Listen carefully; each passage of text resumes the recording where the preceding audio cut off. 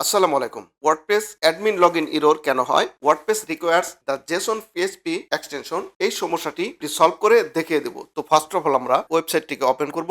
এখানে দেখতে পাচ্ছেন আমাদের ওয়ার্ডপ্রেস থেকে লগইন প্যানেলে লগইন করতে গেলে এরকম একটি পপআপ আমাদের এখানে দেখাচ্ছে।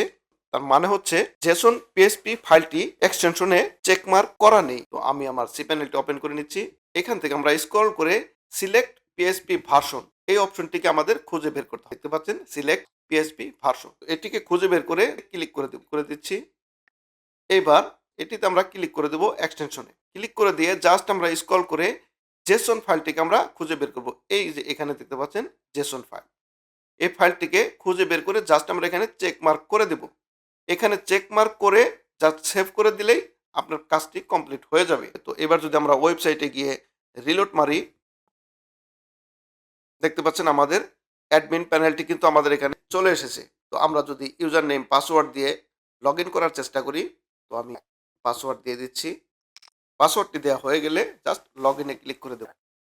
দেখতে পাচ্ছেন আমাদের ওয়েবসাইটটি কিন্তু কমপ্লিট ওপেন হয়ে গেছে, আমরা লগ ইন করতে পেরেছি।